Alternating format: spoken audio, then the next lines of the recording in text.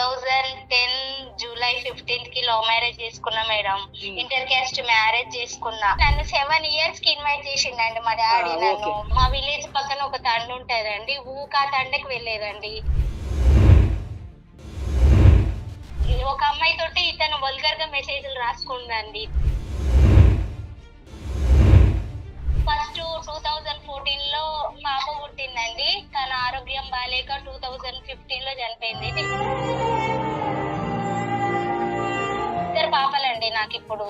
అంటే కొట్టాడు, ఇంట్లో నుంచి వెళ్ళిపోతావా విడాకులు ఇస్తావా, ఇంట్లో నుంచి వెళ్ళిపోతావా విడాకులు ఇస్తావా, నేను రెండో పెళ్లి చేసుకుంటే నన్ను ఏమనొద్దు, నేను రెండో పెళ్లి చేసుకుంటే మస్తు హింసించిండండి.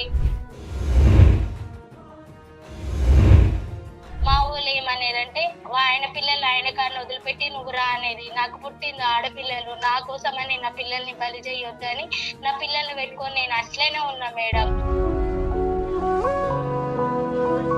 నువ్వు ఆ అమ్మాయిని వదిలించుకొని వస్తావా రావా, లేకపోతే నేను కేసులు ఫైల్ చేయాలా, పిల్లలకి నాకు మెయింటెనెన్స్ కావాలి అని బెదిరించిన మేడం. నేను అట్లా బెదిరిస్తే మీరు రావురి ఏమని వేసుకోరి. అక్టోబర్ 24th కి పెళ్లి చేసుకున్నాండి. పోలీస్ స్టేషన్లకు తిరిగి అంత ధైర్యం వాళ్ళు ఎవ్వరు చెయ్యని అన్నారు మేడం. నాకు సపోర్ట్ లేదు. లేచిపోయి పెళ్లి చేసుకోవడానికి సపోర్ట్ అవసరం లేదు, పోలీస్ స్టేషన్ కి సపోర్ట్ కావాలా? ఆ అమ్మాయికి జస్ట్ 19 మేడం. మేజర్ అమ్మాయి 2 months అవుతుంది అంతే. మరి 4 సంవత్సరాల నుంచి మీ ఆయనతో కాపురం చేస్తుంది కదా తల్లి. అంటే ఇల్లీగల్ గా వెళ్ళారండి. నేను చాలా మందితోటి చెప్పి పంపిన. అది చాలా పెద్ద కేసు ఒకవేళ వాళ్ళు వేస్తే. అందుకని మీ ఆయన తెలివిగా పెళ్లి చేసుకున్నాడు, నీకు ఒక ఆయుధం వచ్చింది.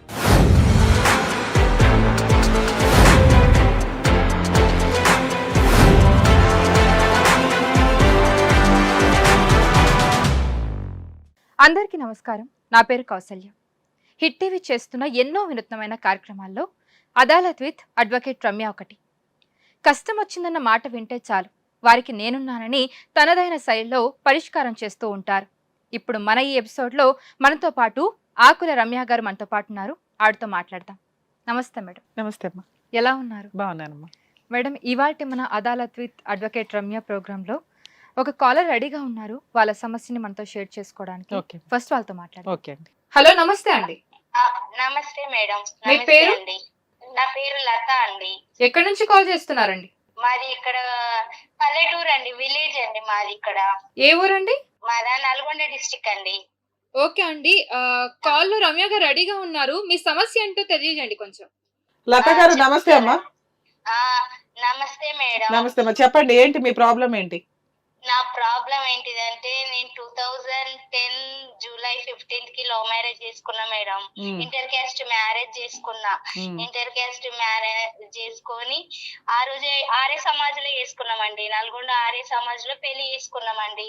చేసుకొని మా డాడీకి ఆ రోజే చెప్పిన, నేను నాకు నచ్చిన అబ్బాయిని పెళ్లి చేసుకున్నా డాడీ అని అంటే, సరే నీ లైఫ్ నువ్వు మంచిగా ఉండు అని మా డాడీ వేరే వాళ్ళ నెంబర్ తోటి మా హస్బెండ్ కి ఇచ్చి మాట్లాడిచ్చిందండి. అసలు మీ ఇద్దరికి ఎలా పరిచయం, ఎంతకాలం పరిచయం? అంటే కాలేజ్ అండి. ఇంట్లో చెప్పకుండా పెళ్లి చేసుకోవడానికి కారణం ఏంటి? ఇంటర్ కాలేజ్ అండి, ఇంటర్ కాలేజ్. ఇంటర్ అంటే మరి నీకు వయసు వచ్చిందా పెళ్లి చేసుకోవడానికి? మేజర్ ఇంటర్ లో స్టార్ట్ అయిందండి. ఇంటర్ లో ప్రపోజ్ చేస్తే నేను డిగ్రీ అయిపోయినాక మ్యారేజ్ చేసుకున్నామండి. అంటే 3-4 years లవ్వా? 3-4 years లవ్ అండి. మీరేం క్యాస్ట్, అతనేం క్యాస్ట్? మేము బీసీ అండి, వాళ్ళు ఎస్సీ అండి. ఓకే. మీ ఇంట్లో అలా క్యాస్ట్ అని చెప్తే పెళ్లి చేయరని నీకు భయమా? భయమేనండి. మీ నాన్నగారు ఏం చేస్తారు? మీరు ఎంతమంది? మా నాన్న గవర్నమెంట్ ఎంప్లాయీ అండి. ఇప్పుడు బేసిక్ గా మా నాన్న లేడండి. మా ఫ్యామిలీ తోటి ప్రాబ్లం కాదండి నాకు ఇప్పుడు. మీ నాన్నగారితో ప్రాబ్లం కాదు, ఓకే. కానీ వాళ్ళకి చెప్పకుండా పెళ్లి చేసుకున్నారు కదా, ఇంకా కుటుంబ సభ్యుల పరిస్థితులు ఏంటి అని అంటున్నా. అమ్మా నాన్న, అన్నదమ్ములు, అక్క చెల్లెళ్ళు ఏం తీసుకెళ్లేదండి. మా డాడీకి ఇట్లా చెప్తే మా డాడీ వేరే వాళ్ళతోని తోటి మా హస్బెండ్ కి ఫోన్ చేయించి, అప్పుడు మీ నాన్న పెళ్లి చేసుకుంటున్నానండి నాన్న ఒప్పుకోండి అని అడగొచ్చు కదా, మీ నాన్నగారిని అడిగితే సరిపోయేదిగా. అంటే మా నాన్న అప్పట్లో ఇలాంటి ఒప్పుకోడండి. మా నాన్న కానీ పెళ్లి చేసుకోగానే ఒప్పేసుకున్నాడా? పోనీలే పర్వాలేదులే అమ్మా అనేసాడా? ఒప్పుకోలేదండి, ఒప్పుకోలేదు. అట్లా ఒప్పుకోకనే నన్ను 7 years కి ఇన్వైట్ చేసిండండి మా డాడీ. ఓకే. సో మీ ఇంట్లో వాళ్ళకి నీకు అన్నదమ్ములు ఎవరైనా ఉన్నారా? నువ్వు ఒక్కదానివేనా కూతురు? ఒక తమ్ముడు, ఒక సిస్టర్ ఉంది. ఓకే. నువ్వు ఇట్లా ఇంటర్మీడియట్ లో లవ్ చేసావు, ఒక అబ్బాయిని పెళ్లి చేసుకుందాం అనుకున్నావు. ఇంట్లో మీ నాన్నగారు ఇంటర్ క్యాస్ట్ యాక్సెప్ట్ చేయరు కాబట్టి మీరిద్దరు ఆర్య సమాజ్ లో పెళ్లి చేసుకున్నారు. చేసుకున్నాక ఒక 7 years వరకు మీ పేరెంట్స్ ఇంటికి అయితే నువ్వు వెళ్ళాల. సరే. వెళ్ళలేదండి. ఇప్పుడు ఇతనితో పెళ్లి చేసుకున్నాక మీ అత్తమామల పరిస్థితి ఏంటి? వాళ్ళకి ఎంతమంది పిల్లలు? మీ ఆయన ఎన్నో వాడు? మా ఆయన వాళ్ళు ఇద్దరేనండి. ఇతను పెద్ద, ఒక బ్రదర్ అండి తనకి. ఆ, అంతే. ఆ అమ్మాయి లేరండి. మా అత్తమ్మ వాళ్ళు కూలీ నాలే వేసుకుంటారండి. ఓకే. మరి మీరు పెళ్ళైనాక ఎలా బతికారు? ఇల్లు ఎలా గడిచింది? డబ్బులు ఎక్కడాయి?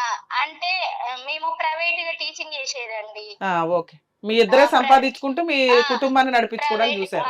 ప్రైవేట్ గా టీచింగ్ చేసుకునేదండి. కరోనా టైం వచ్చింది కదా మేడం. కరోనా టైం వచ్చినప్పుడు ఇంకా స్కూల్స్ అన్ని బంద్ అయినాయి కదా మేడం. బంద్ అయినప్పుడు ఇంకా మా హస్బెండ్ ఇట్లా ఫోన్ లో ప్లేయింగ్ కార్డ్స్ ఆడతారు కదా మేడం.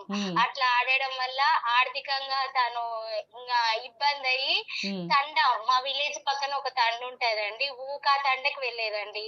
తండకి వెళ్తే అప్పుడు ఆన్లైన్ క్లాసులు స్టార్ట్ అయినాయి కదా మేడం. ఆన్లైన్ క్లాసులు స్టార్ట్ అయినప్పుడు స్టూడెంట్స్ కి టీచర్ కి నెంబర్ తీసుకుంటాం కదా మేడం. తీసుకున్నప్పుడు ఇంకా ఒక అమ్మాయికి ఇంక నెంబర్స్ అంటే గ్రూప్ లో పెడతాం కదా మేడం. టీచర్స్ పిల్లలు గ్రూప్స్ ఉంటది కదా, అట్లా పెట్టినాం. అయితే ఒక అమ్మాయి తోటి ఇతను వల్గర్ గా మెసేజ్లు రాసుకుందండి. ఇద్దరు వల్గర్ గా మెసేజ్లు రాసుకుంటుంటే నాకు మా ఫ్రెండ్స్, మా మ్యారేజ్ చేసిన మా ఫ్రెండ్స్ అన్నారుగా, లావణ్య ఎందుకో కవిదాసు చిన్న ఫోన్ రాగానే మాతో ఉన్న కూడా బయటికి వెళ్ళి మాట్లాడుతుండే లావణ్య. ఇదంతా పెళ్ళైన ఎంత కాలానికి చేంజ్ వచ్చిందమ్మా మీ ఆయనలో? 2010 మా మ్యారేజ్ అయితే కరోనా టైంలో మేడం. 2010 10 ఏళ్ల తర్వాత. ఈ 10 ఏళ్ళు మీరు బానే ఉన్నారు హ్యాపీగా. మీ ఆయన ఏం చేస్తాడు? నువ్వేం చేస్తావు? ఇద్దరు ప్రైవేట్ టీచరే, నేను ప్రైవేట్ టీచర్. ఓకే. పిల్లలు ఎంతమంది అమ్మా మీకు?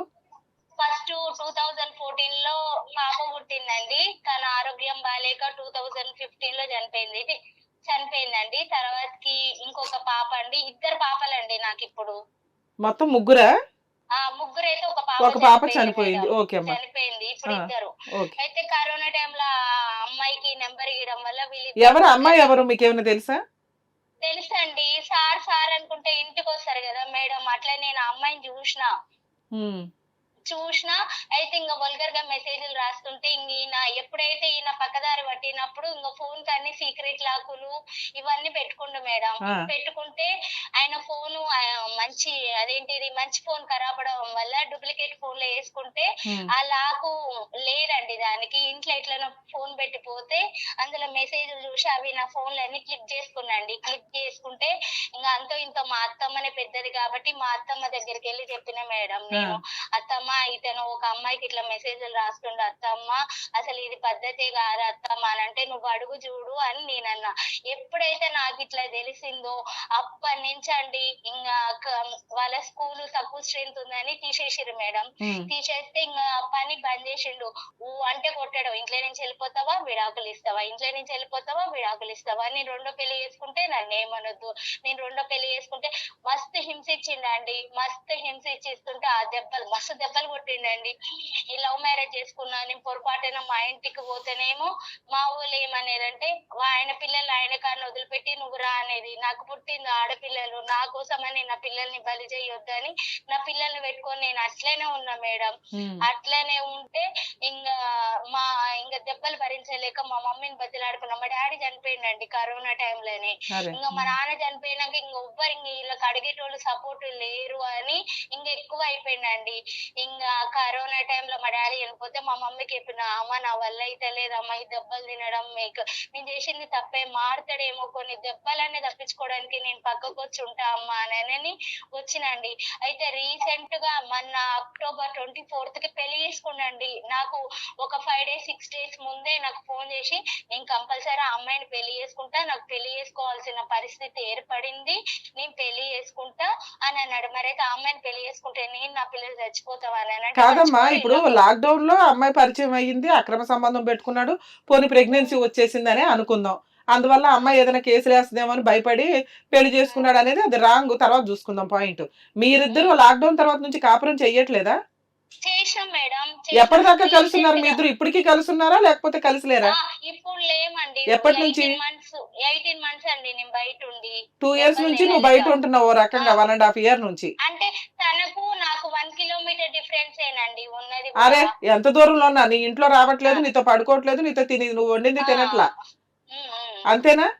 అంతే ఎందుకు ఈ అమ్మాయి గురించే విడిపోయావా, బయటకు తోసేసావా మీ ఆయన్ని? ఈ అమ్మాయి గురించేనండి. మరి అప్పుడు కేసులు వేయాలి కదా, నువ్వు ఆ అమ్మాయిని వదిలించుకొని వస్తావా రావా, లేకపోతే నేను కేసులు ఫైల్ చేయాలా, పిల్లలకి నాకు మెయింటెనెన్స్ కావాలి అని. బెదిరించిన మేడం, నేను అట్లా బెదిరిస్తే మీరు జావురి ఏమని వేసుకోరి. అవును, మీరు చచ్చినా పర్వాలేదు అని అతను అంటున్నప్పుడు మనం చెయ్యాల్సిన పని ఏంటి? ఏదో రకంగా అతను కొమ్ములు ఇరవాల్సిన పరిస్థితి ఉంది. లేదు మేడం, నాకు అప్పుడు మా ఊళ్ళు పోలీస్ స్టేషన్లకు తిరిగే అంత ధైర్యం వాళ్ళు ఎవ్వరు చెయ్యనన్నారు మేడం. నాకు సపోర్ట్ లేదు బేసిక్ గా. నీకు ఫ్రెండ్స్ అన్నా ఉంటారు కదమ్మా, ఎవరు సపోర్ట్ కావాలి? లవ్ చేయడానికి సపోర్ట్ కావాలి అవసరం లేదు, లేచిపోయి పెళ్లి చేసుకోవడానికి సపోర్ట్ అవసరం లేదు, పోలీస్ స్టేషన్ కి సపోర్ట్ కావాలా? నేను మా ఫ్రెండ్స్ అందరి చేత అడిగించిన మేడం, ఇట్లా ఈయన తప్పు అడిగిచ్చావు, పని అవ్వలేదు, ఆయన రివర్స్ అవుతున్నాడు, ఇంకా అమ్మాయిని వదలలేదు, 6 months వెయిట్ చేశా. నేను తండలో వాళ్ళ వాళ్ళ నాకు తెలిసిన అన్నయ్య వాళ్ళతోటి కూడా ఈ ఇన్ఫర్మేషన్ వాళ్ళ పేరెంట్స్ దాకా కూడా అందించిన మేడం. నేను వాళ్ళు ఏంటంటే ఎస్టీ వాళ్ళు అందరు అమ్మాయి మళ్ళీ ఏకమైంది అనుకో, నన్ను నా పిల్లల్ని మళ్ళా ఏమైనా వేసారా అని ఎస్టీ వాళ్ళు ఎట్లుంటారన్న ఆ భయంతో కూడా నాకు ఆడపిల్లలు ముందే ఇప్పుడు పేపర్లలో చూసానేమో చిన్నపిల్లని అట్లా ఇట్లా అని వస్తుంది కదా మేడం, అట్లా కూడా నేను ధైర్యం చేయలేదు మేడం. నేను మా లవ్ మ్యారేజ్ చేసుకున్నాను, నన్ను ఇంత మోసం చేస్తాడా, మార్పు కలుగుతుంది తనలో. ఆ అమ్మాయి అన్మ్యారీడ్ కాబట్టి ఆ అమ్మాయికి ఎట్లాగో పెళ్లి చేసుకున్నాం. వాళ్ళకి ఇంత ముందుకు ఒకసారి తెలిస్తేనే ఆ అమ్మాయిని కొట్టి ఉంచుకున్నారంట. అయితే ఆ అమ్మాయికి ఎట్లాగో పెళ్లి చేసి వెళ్ళగొడతారు, నేను ఇంత ప్రేమించి పెళ్లి చేసుకున్నా, ఇంత మందిని కాదని వచ్చిన కులం చూడలే, ఆస్తి చూడలే, పాస్తి చూడలే, మోసం చేస్తాడని నేను అనుకోలే మేడం. మోసం చేసిండు. మన 24th కి పెళ్లి చేసుకున్నా మేడం. కాదమ్మా, 1.5 year ఖాళీగా వదిలేసావు, ఇప్పుడు 4 రోజుల క్రితం పెళ్లి చేసుకోగానే కంగారు పడిపోతున్నావు. మరి ఇప్పుడు ఏం చేద్దాం అనుకుంటున్నా? ఈ 4 రోజుల నుంచి ఏం చేసావు తెలిసినాక? ఇప్పుడైనా పోలీస్ స్టేషన్ కి వెళ్ళావా లేదా? వెళ్ళినండి. ఆ రోజే వీళ్ళు ఇట్లా మిస్ అయ్యారని అక్కడ ఉన్న వాళ్ళు ఫోన్ చేస్తే నేను అక్కడికి వెళ్ళి పోలీస్ స్టేషన్ లో కేసు పెట్టినా మేడం. పెడితే నేనున్నప్పుడే వాళ్ళిద్దరు మ్యారేజ్ చేసుకొని వచ్చిర్రు. మ్యారేజ్ చేసుకొని వస్తే ఆ అమ్మాయికి జస్ట్ 19 మేడం, మేజర్. ఆ అమ్మాయి 2 months అవుతుంది అంతే. ఓకే, ఎంతైనా కానీ మేజరే కదమ్మా. 39. ఇప్పుడు సరే, ఏదన్నా కానీ డైవర్స్ ఇవ్వకుండా పెళ్లి చేసుకున్నాడు. డైవర్స్ ఇవ్వలేరండి. బైగామి కేసు పెట్టారా వాళ్ళిద్దరి మీద? పెట్టినా మేడం. నేను అక్కడ కేసు ఫైల్ చేసిరు, FIR అయ్యిందని చెప్పిరు. అయితే ఇంకా అమ్మాయిని నెక్స్ట్ డే సఖీ కేంద్రానికి పంపిరండి. సఖీ కేంద్రానికి పంపితే వాళ్ళ పేరెంట్స్ తీసుకొని వెళ్ళిరు ఆ అమ్మాయిని. అయితే మా హస్బెండ్ నాకు అక్టోబర్ 29 కి ఫోన్ చేసిండండి. ఫోన్ చేసి అన్నాడుగా, నన్ను క్షమించి లావణ్య, నేను చేసింది ఇంత పిచ్చి పని చేశానని నేను అనుకోలేదు, అది ఇది అని చెప్పిందండి. చెప్పి ఇంకా నేను మా వాళ్ళని మీ వాళ్ళని కూర్చోబెట్టి పోలీస్ స్టేషన్ లో మాట్లాడించుకుంటా, ఇంకా నిన్ను పిల్లల్ని మంచిగా చూసుకుంటా అని నాకు అక్టోబర్ 29 కి ఫోన్ చేసి మళ్ళీ November 1st కి వీళ్ళిద్దరు వెళ్ళిపోయారు మేడం. ఇంతవరకు ఆచూకలేరు. పోలీస్ స్టేషన్ లో అడుగుతానేమో ఫోన్ స్విచ్ ఆఫ్ పెట్టుకోరు, మేము ఏడదోలాడతాం అమ్మా అనేమో వాళ్ళు అంటున్నారు. ఇది మేడం. కాదమ్మా, నీకు ఫోన్ చేసి సారీ చెప్పాడు, చెప్పిన వాడు మళ్ళీ మీకు ప్రొసీడింగ్స్ లో పారిపోయాడా కనిపించకుండా? కనిపించకుండా పారిపోయిండు. ఇంకా నాకేం చెప్పారంటే వాళ్ళు తండోలు, ఏడన్నా కనపడితే ఏమన్నా అంటారేమో అని నేను కొన్ని రోజులు బయట ఉంటాలా అని చెప్పిండు మేడం నాతోటి. ఎవరు అమ్మాయి వాళ్ళు? తాండా వాళ్ళ? తండా వాళ్ళు. ఇంకా అంత చిన్న అమ్మాయి, ఎవరికైనా భయం ఉంటది కదా మేడం. సరే అమ్మా, ఇప్పుడు నువ్వు ఆల్రెడీ స్ట్రాంగ్ గా కంప్లైంట్ ఫైల్ చేసావు, వాళ్ళ మీద స్ట్రాంగ్ కేసు రిజిస్టర్ అయ్యింది. డైవర్స్ రాకుండా పెళ్లి చేసుకోవడం అనేది లీగల్ గా వ్యాలిడ్ కాదు. మీ ఆయన అప్ స్టాండ్ లో ఉన్నాడు. నేను బతుకు కూడా ఉన్నా. నాకు ఆడపిల్లలండి, వాళ్ళకు కూడా ఏం సంవత్సరంన్నర నుంచి మేము బయట ఉంటే కనీసం 1 రూపీ కూడా పిల్లల్ని కాదమ్మా, అమ్మాయి ఇప్పుడు మేజర్ అయింది 2 months బ్యాక్ అంటున్నావు, మరి 4 సంవత్సరాల నుంచి మీ ఆయనతో కాపురం చేస్తుంది కదా తల్లి. అంటే ఇల్లీగల్ గా వెళ్ళారండి. నేను చాలా మందితోటి చెప్పి పంపిన. అది చాలా పెద్ద కేసు ఒకవేళ వాళ్ళు వేస్తే. అందుకని మీ ఆయన తెలుగుగా పెళ్లి చేసుకున్నాడు, నీకు ఒక ఆయుధం వచ్చింది. ఓకే సరే, ఇప్పుడు ఆల్రెడీ కోర్టులో కేసు నడుస్తుంది, నన్నేం అడుగుదాం అనుకుంటున్నావు? మీ డౌట్స్ ఏంటి? అంటే ఇప్పుడు మా హస్బెండ్ ఇప్పుడు నన్ను కాదని వెళ్ళిపోయింది కదా, మా పోలీసు వాళ్ళు తీసుకురావట్లేరండి. ఎక్కడ పరారీలో రండి వాళ్ళిద్దరు ఇప్పుడు. ఓకే అమ్మా. పరారీలోరు పోలీసు వాళ్ళని నేను ఎంత రికమెండేషన్ చేశాను అడిగితే ఇప్పుడు నేను తిరగడానికి ఫైటింగ్ చేయడానికి నేను ఒక్కదాన్ని అయినా మేడం. అట్లా అని మా సరే అమ్మా, మీకు లీగల్ ప్రొసీడింగ్స్ చెప్తాను, వినండి ఒకసారి. లైన్ లో ఉండండి అమ్మా, మళ్ళీ లాస్ట్ లో మాట్లాడతాను మీతో. సరే మేడం. కౌశల్య, ఇక్కడ ఈ కేసు మనం అబ్జర్వ్ చేసినప్పుడు మ్యాక్సిమం తెలుస్తున్నది ఏంటంటే అమ్మాయి చాలా ఇన్నోసెంట్, మంచి పిల్ల ఒక రకంగా. కానీ చిన్న వయసులోనే ట్రాప్లో పడడం, లవ్ ఇవన్నీ కామన్గా నడుస్తున్నాయి. ఈవిడ చెప్తున్నది 2010 అంటే 14 ఇయర్స్ బ్యాక్ స్టోరీ. అందులో 10 ఇయర్స్ వీళ్ళ మ్యారిటల్ రిలేషన్ బాగానే ఉంది. ఇష్టం లేకుండా తల్లిదండ్రులకి ఇన్ఫర్మేషన్ లేకుండా పెళ్లి చేసుకోవడం వల్ల ఒక 7 ఇయర్స్ వీళ్ళ నాన్నగారు రానివ్వల. తర్వాత లాక్డౌన్లో ఆయన కోవిడ్ వల్ల ఆ టైంలో చనిపోయారు. ఈ ప్రాసెస్లో కోవిడ్ దగ్గర నుంచి ఈ అమ్మాయి లైఫ్ చేంజ్ అయింది. ఒక్కొక్కరికి ఒక రకంగా చేంజ్ అయితే ఈయనకి అక్రమ సంబంధం అనే క్యారెక్టర్ ఒకళ్ళు ఎంటర్ అవ్వడం వల్ల తన గొయ్యి తను తవ్వుకున్నాడు ఒక రకంగా. ఇక్కడ భార్య పిల్లలు ఇష్టం లేదా అంటే ఇష్టపడి పెళ్లి చేసుకున్న అమ్మాయి, ఇద్దరు వచ్చిన 10 రూపాయలు తెచ్చుకొని ఏదో కాపురం చేసుకుంటున్న సందర్భంలో ఇద్దరు ఆడపిల్లలు ఉన్న వ్యక్తి అంత తను ట్రైబల్ అని మనకు ఆల్రెడీ క్లియర్గా చెప్తుంది. అంటే అలాంటి ఒక అమ్మాయిని చూస్ చేసుకొని అతను ప్రొసీడ్ అయ్యాడంటే నిజంగా చాలా సీరియస్ ఇష్యూ కింద లెక్క లీగల్గా చూస్తే. ఎందుకంటే ఆ అమ్మాయికి 2 months బ్యాక్ మేజర్ అయ్యింది, పెళ్లి చేసుకున్నాడు ఒక 4 days బ్యాక్, 1 week బ్యాక్. అంటే 2 months వరకు అంటే మనం 2000 నుంచి క్యాలిక్యులేట్ చేసుకుంటే 2020 నుంచి 19 నుంచి బ్యాక్కి వెళ్తే అమ్మాయి ఏజ్ తను చెప్తున్నట్టు స్టూడెంట్ అమ్మాయి. అవును. సో అంటే 15, 16, 13 years పిల్ల. అలాంటి పిల్లతోటి ఫోన్లు ఒక 1 year నడిచినా పోను మనం రెస్ట్ కండిషన్లో ఫిజికల్ రిలేషన్లో కంటిన్యూ అయితేనే ఇంత సీరియస్ డెసిషన్ తీసుకుంటాడు. అంటే ఆ అమ్మాయి వేసే కేసు కంటే మా ఆవిడ వేసే బైగమీ కేసు చాలా తక్కువ అని అతని ఫీలింగ్. ఎందుకంటే బైగమీ కేసే చాలా స్ట్రాంగ్, దానికంటే ఆ పిల్ల వేసే కేసు మైనర్ సెక్సువల్గా కలిసినట్లు లెక్క, ఆ అమ్మాయిని పెళ్లి చేసుకుంటానని ట్రాప్ చేసినట్టు. నెక్స్ట్ వాళ్ళు ట్రైబల్స్, ఆ SC ST కేసు ఏదైతే ఉంటుందో ఇవి చాలా స్ట్రాంగ్ ప్రాసెస్లో ఉన్నాయి కాబట్టి ఇంకా బెయిల్ కూడా రాదు, ఇంకొంతకాలం జైల్లో ఉండాల్సిందే, తర్వాత కేసు నడుస్తూ ఉంటుంది. దానికంటే పెళ్లి చేసుకుంటే భార్య ఒక కేసు వేస్తుంది, ఆ అమ్మాయి వైపు ఉండడం బెటర్. ఎందుకంటే భార్య ఫైటింగ్ చేసే టైప్ కాదు, భార్య వెనకాల ఎవరూ లేదు, భార్య పెద్దగా స్ట్రాంగ్గా ఉన్న ఉమెన్ కూడా కాదు కేసులు వేసే విషయంలో. సో ఆ అమ్మాయి ఎవరు ఒక NGO బయటకు వచ్చి కేసు ఫైల్ చేసినా కూడా అమ్మాయి తరపు నుంచి అది స్ట్రాంగ్గా కేసు రిజిస్టర్ అవుతుంది. సో వీళ్ళు చదువుకున్న ఈ చిన్న చిన్న చదువులు ఏవైతే ఉన్నాయో వీళ్ళ తెలివితేటలు వీళ్ళ ఆయనకి బాగానే ఉన్నట్టు లెక్క.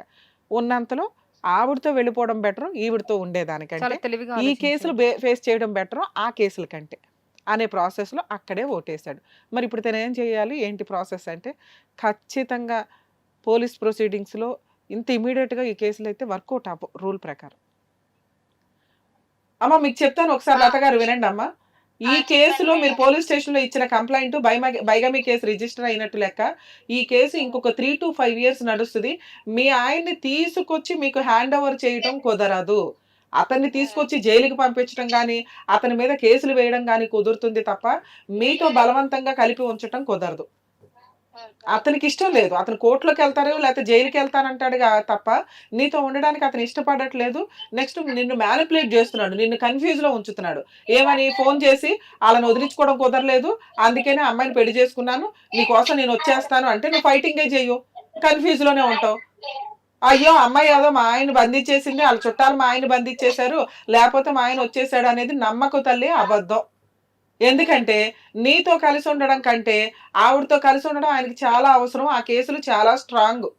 మరి ఇప్పుడు నేనేం చెయ్యాలి మేడం? ఈ కేసు ఇలా స్ట్రాంగ్గా కంటిన్యూ అవుతూనే ఒక చిన్న లాయర్ని కలిసి, నువ్వు తిరగలేనంటున్నావు, నీకు తెలియదు అంటున్నావు కదా, ఒక చిన్న లాయర్ని కలిసి గృహహింస చట్టం కేసు ఒకటి ఫైల్ చేసుకో, అందులో మెయింటెనెన్స్ కావాలని కేసు వేయండి. మెయింటెనెన్స్, ప్రొటెక్షన్, మీ అత్తామామల మీద కూడా యాక్షన్ తీసుకోమని. ఎందుకంటే వాళ్ళకి తెలియకుండా ఇవేం జరగవు. 1.5 years నుంచి కోడలు పిల్లలు వేరుంటే వాళ్ళని పిలిపించి కౌన్సిలింగ్ ఇవ్వడమో ఇద్దరిని కలపడమో చెయ్యాలిగా. వాళ్ళ అబ్బాయి చేస్తున్నది తప్పు కదమ్మా. 1.5 years నుంచి తను ఏ పని చేయకపోతే మా అత్తమ్మనే సాధిందండి. నీకు మీ అత్తమ్మ సపోర్ట్ నీకుందా? మా అత్త మంచిదేనండి. పోనీలే అమ్మ. మరి ఇంకా అట్లాంటప్పుడు ఈ పనికి మాలిన వ్యక్తి గురించి నువ్వెందుకు అమ్మా టెన్షన్ పడ్డావు? కేసులు వేసుకో స్ట్రాంగ్ గా, లీగల్ ప్రొసీడింగ్ స్టార్ట్ చెయ్యి. ఆటోమేటిక్ గా మెయింటెనెన్స్ కట్టలేక ఈ కేసు చుట్టూ తిరగలేక ఇద్దరిని మెయింటైన్ చేస్తాడా లేకపోతే ఆ అమ్మాయిని వదులుకుంటాడా? నిన్నే వదిలేశాడు, ఆ అమ్మాయితో ఉండడం ఎంతసేపు అమ్మా? 2 పిల్లలున్న భార్యనే వదిలేసి వేరే అమ్మాయిని తగులుకున్న వ్యక్తి రేపటి రోజున ఆవిడ దగ్గర మాత్రం స్టిక్కర్ అయి ఉంటాడని ఏముంది? కాబట్టి నువ్వు అంత టెన్షన్ పడకు. ఇవాళ కాకపోతే రేపైనా ఆయన నీ దగ్గరకు వస్తాడు. ఆయన మారకపోతే నాకు అవసరం లేదండి అని నువ్వు ఇండివిజువల్గా నీ 2 పిల్లల్ని పోషించుకుంటూ నీ కాళ్ళ మీద నువ్వు నిలబడి ప్రూవ్ చేసి చూపిస్తున్నావు. నీకు ఒక రకంగా హ్యాట్స్ ఆఫ్ చెప్పాలి తల్లి. ఎందుకంటే ఆయన లేకపోతే జీవితం గడవదరా బాబు అని ఒక తప్పు చేసిన వ్యక్తిని ఎంటర్టైన్ చేయాలని నువ్వు అనుకోలే. అతను మారితే బాగుండు, అతను అమ్మాయిని వదిలేస్తే బాగుండు అని నువ్వు వెయిట్ చేస్తున్నావు. అయినా అతను మారలా. ఇప్పుడు చేయాల్సిన పని ఓకే, మారని వ్యక్తికి పనిష్మెంట్లు ఒకటే బుద్ధి వస్తాయి అని చెప్పి మీరు మెయింటెనెన్స్ కేసు ఒకటి ఫైల్ చేసుకుని గృహహింస చట్టం ప్రకారం సైలెంట్ ఉండండి, మీ పని మీరు చేసుకుంటూ ఉండండి. ఓ 2-3 సంవత్సరాలకు వాళ్ళు సెటిల్ చేసుకుని తన్నుకొని యువతలకు వస్తారు. అప్పటిదాకా కాస్త వెయిట్ చేస్తే బెటర్ అనేది నా ఉద్దేశం. సరేనా? ఈలోపు ఏదైనా లీగల్ సలహాలు కావాల్సి వచ్చినా ఫోన్ చేయండి అమ్మా, అందుబాటులో ఉంటాం. ఓకేనండి, జాగ్రత్త. కౌశల్య గారు, యాక్చువల్గా ఈ కేసు ప్రొసీడింగ్స్లో అమ్మాయి అతను మారకపోతే అవసరం లేదని 1.5 year నుంచి విడిగా ఉంటుంది. సో ఇప్పుడు అతను ఆవిడ కావాలని పారిపోయినప్పుడు ఈవిడ మళ్ళీ ఆయన పట్టుకురండి తీసుకురండి అంటే బలవంతంగా తీసుకొచ్చి ఈవిడ దగ్గర కూర్చోబెట్టడం కుదరదు. ఎందుకంటే ఈ 4 yearsలోనూ అతను ఏ రోజు వీళ్ళకి రెస్పెక్ట్ ఇవ్వాలి. కొంచెం ధైర్యంగా అమ్మాయి డీవీసీ కేసు ఒకటి ఫైల్ చేసి హస్బెండ్ మీద ఆ అమ్మాయి మీద ఇద్దరి మీద వేసి తన పని తాను చేసుకుంటే బాగుంటుంది కొంతకాలం వరకు అని నా ఉద్దేశం. చూసారు కదా ఇవాల్టి మన అదాలత్ విత్ అడ్వకేట్ రమ్య గారి ఎపిసోడ్. సో మళ్ళీ ఇంకొక మంచి ఎపిసోడ్తో మళ్ళీ మేము ముందుంటాం. Thank you so much for watching. Hit TV app, ఇందులో short news, live news, entertainment shows, movies, digital magazines తో పాటు మీ జిల్లా వార్తలను కూడా ఫ్రీగా చూడొచ్చు. అంతేకాదు కేజీ నుంచి పీజీ వరకు విద్యార్థులకు స్కాలర్షిప్ కూడా అందిస్తున్నాం. ప్రతి వారం 10 మందికి లక్కీ డ్రా ద్వారా ఒక్కొక్కరికి 10,000 రూపాయలు అందిస్తున్నాం. ఇంకెందుకు ఆలస్యం, వెంటనే హిట్ టీవీ యాప్ ని డౌన్లోడ్ చేసుకుని ఫ్రీగా ఎంటర్టైన్మెంట్ పొందండి. Hit TV app.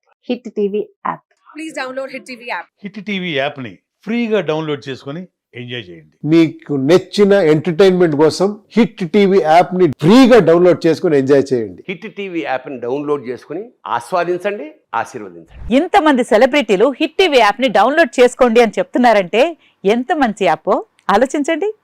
America America America అమెరికాలో చదవాలనుకునే వాళ్ళకి విశ్వసనీయమైన పేరు మన శౌర్య కన్సల్టెన్సీ.